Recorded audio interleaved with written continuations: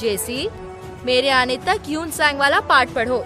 मैं 1 घंटे में वापस आ जाऊंगी। आराम से जाओ माँ, मुझे मजा आएगा क्योंकि इतिहास मुझे बहुत पसंद है। ये तो कितना पकाओ है। काश मैं उन सारी जगहों पर जा सकता जहाँ हुएन सांग गया था। लेकिन मैं तो जा सकता हूँ। आखिर ये मेरा ज्ञान चक्षु है किस लिए? क्या मैं पूछ सकता हूँ इस बूढ़े आदमी को क्यों जगाया तुमने? मैं कितने चैन से सो रहा था। माफी चाहता हूँ। दरअसल किताब पढ़ते पढ़ते मैं उब गया था, तो सोचा कि अगर आप ही अपनी यात्राओं के बारे में बताएं तो कितना मजेदार होगा, है ना? बड़े तेज हो तुम। चलो मेरे साथ चलते हैं। चलते हैं? पर कहाँ? वहीं कुछ जगहों पर जाएंगे जहाँ सदियों पहले मैं गया था अपनी भारत की तीर्थ यात्रा के दौरान। आप भारत कब आए थे? ये सदियों पहले की बात है जब भारत अंगों में बटा हुआ था। सच्ची? तो क्या उस समय आज की तरह कोई राज्य नहीं था? नहीं, अरे उस समय पर तो ये उपमहाद्वीप छोटे छोटे अनेकों नगरों से भरा पड़ा था जो संभवतः बड़े बड़े गांवों से पैदा हुए थे। क्या आप मुझे ये सारे शहर दिखा सकते हैं? अरे क्यों नहीं जेसी, चलो हम कर्नाटक के बिदार शहर में चलते हैं। पर हम बिदार क्यों जा रहे हैं? अरे जल्दी समझ जाओगे बच्चे, बहुत ही मजेदार जगह है बिदार। वाह, हम तो यहाँ पहुँच भी गए। मुझे तो यकीन ही नहीं हो रहा। कैसे किया ये आपने? ये कोई बच्चों का खेल थोड़ी ना है छोटे बच्चे, बड़ी मेहनत करनी पड़ती है। मेहनत करनी पड़ती है? क्या इस जगह पर आप पहले भी कई बार आ चुके हैं? खैर ये एक बड़ी लंबी कहानी है। जैसी ये जगह है मंडपिका, जहाँ आसपास के गांव के लोग अपना सामान या उपज बेचने आते हैं। आलू ले लो, प्याज ले लो, प्याज 25 पैसा किलो। आलू प्याज ले लो किसी भी चीज के बदले में। अरे लेकिन ये तो बिल्कुल आधुनिक मंडी जैसी है।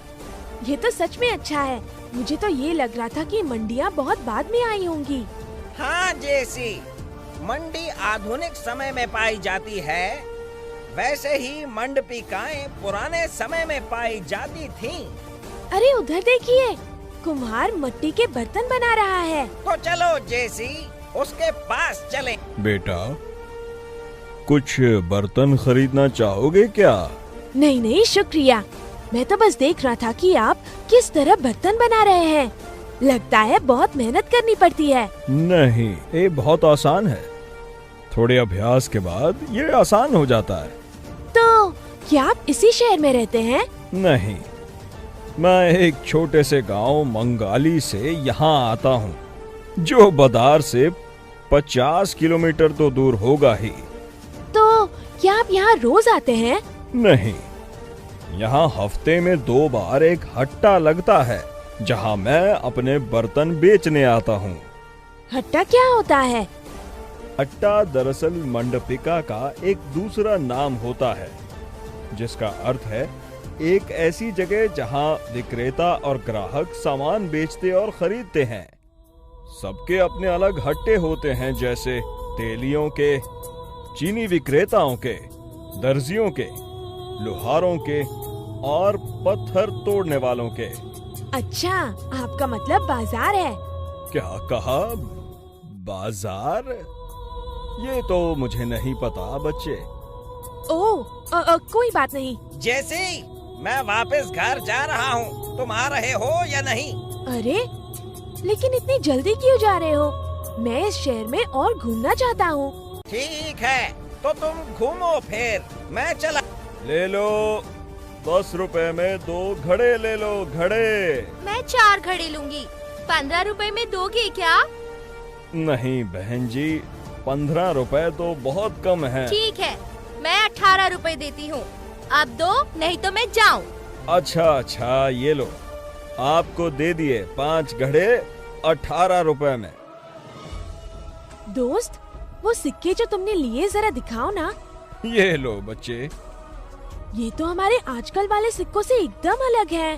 कभी कभी हम लोग सिक्कों के बदले सामान से ही लेन देन करते हैं। इसका क्या मतलब है? मान लो कि मुझे थोड़ी चीनी चाहिए और चीनी बेचने वाला कुछ बर्तन खरीदना चाहता है, तो वो मुझे बर्तनों के दाम के बराबर चीनी देकर ऐसा कर सकता है। अच्छा, तो इस तरह आप दोनों की जरूरतें पूरी हो जाती थी। ये तो बड़ा अच्छा उपाय था। नहीं तो पहले आपको चीनी खरीदने के लिए उसे पैसे देने पड़ते, फिर उसे आपको बर्तन खरीदने के लिए वही पैसे वापस देने होते। बिल्कुल सही कहा, लेकिन अब देर हो रही है। हम लोगों को वापस भी तो जाना है। ठीक है, अलविदा। मुझे तो अभी और बहुत घूमना है। सिक्कों के लिए शुक्रिया। सुनिए, आप बता सकते हैं इतने बड़े महल में कौन रहता है? हाँ, इस महल में तो सामंत रहते हैं। सामंत? वो कौन है? सामंत या जमींदार इस शहर में करों के संग्रह के लिए जिम्मेदार होता है।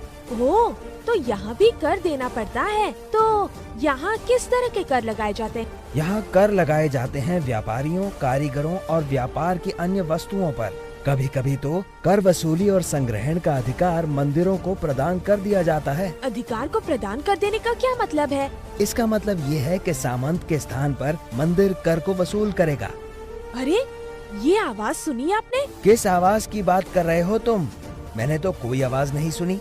ओह, लगता है वापस जाने का समय हो गया। कीमती वक्त देने के लिए शुक्रिया। अलविदा। तुमसे बात करके अच्छा लगा। दोबारा जरूर आना। तो क्या तुमने पाठ पढ़ के पूरा किया जेसी? हाँ माँ, बस अभी अभी पूरा हुआ। मैं कुछ सामान खरीदने बाजार जा रही हूँ। तुम भी चलना चाहोगे? ओह हाँ माँ, क्यों नहीं। मुझे भी थोड़ी चॉकलेट्स खरीदनी है। चाचा, मुझे थोड़ी चॉकलेट्स चाहिए। कितनी चॉकलेट चाहिए पुत्र? जितना इस कलम के बदले मिल जाए। हैं? एदा की मत बलोया, तुम इस कलम के बदले कैंडी चाहते हो? बिल्कुल, जब पुराने समय में सामान के बदले सामान खरीद सकते थे तो अब क्यों नहीं।